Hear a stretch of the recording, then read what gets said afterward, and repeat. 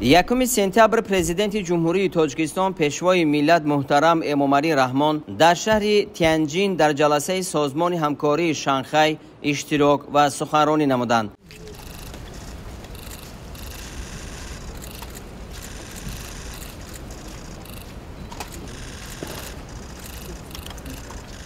سرور دولت ما محترم امامعلی رحمان به رهبر کشور میزبان چین محترم سی جین پینگ برای در سطح بلند تشکیل نمودن همایش و مهمان نوازی صمیمی اظهار سپاس نمودند. رهبر دولت ما محترم امامعلی رحمان نقش سازمان همکاری شانگهای را در رشد همکاری کشورهای اعضا نظررس ارزیابی کرده گسترش میبعده مکالمه سیاسی با اعتماد را در راه رسیدن به هدفهای سازنده ضرور شمردند. ما رشد همکاری در سمت‌های افضلیت‌ناک اقتصاد از جمله نقلیات و ترانزیت، انرژتیک، صنعت، کشاورزی، اینواسیون و رقمی سازی را مهم می‌شماریم. ابراز داشتند پرزیدنت کشور ما محترم امامعلی رحمان. سرور دولت ما درباره تدبیرهای حکومت جمهوری تاجیکستان در سمت رشد انفراساختار نقلیاتی و از خودکنی اقتدار گیدر انرژتیکی کشور اندیشه‌رانی نمودند. امکانات‌های تاجیکستان برای جلب سرمایه بر رشد صنعت، تأسیس کارخانه‌های معاصر،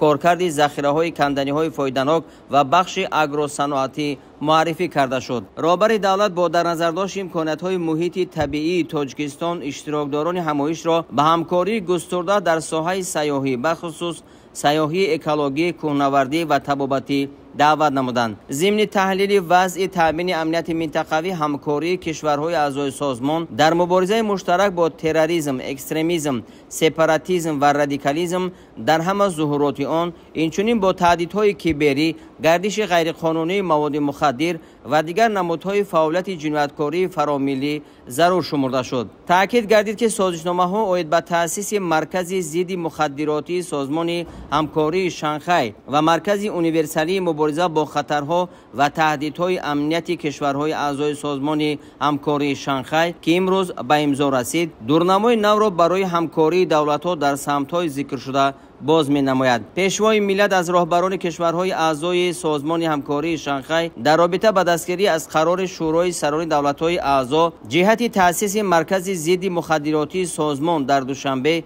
اظهار سپاس نمودند. گفته شد که با مقصد گسترش همکاری بسیار جانبه در مبارزه با تروریسم و منبع‌های مبلغ‌گذاری آن با تشبث تاجیکستان و دستگیری سازمان ملل متحد روند دوشنبه اید به مبارزه با تروریسم فعالانه پیش برده می شود. پرزیدنت کشور ما محترم امامعلی رحمان بار دیگر موقع استوار و تغییرناپذیر تاجیکستان را در سمت حل وضع مرکب در شرق نزدیک و دیگر کشورهای جنگ زده تاکید نمودند. سرور دولت ما اظهار داشتند که مذاکرات و مکالمه راه یگانه حل همه بحران‌ها و نزاع‌ها می‌باشند. در بخش فرهنگ تقویت همکاری فرهنگی و بشردوستانه با لایحه‌های نو تعلیمی و اجتماعی امر مهم دانسته شد.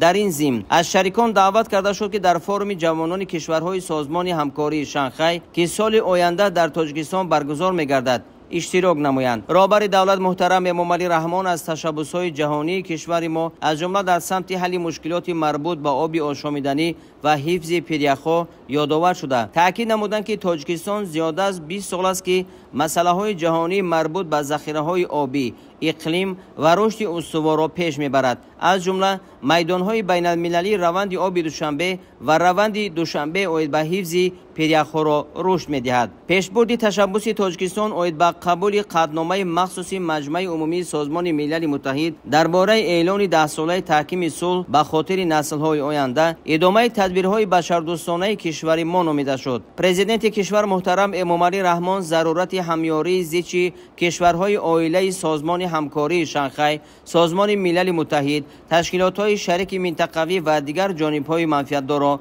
تاکید نمودند.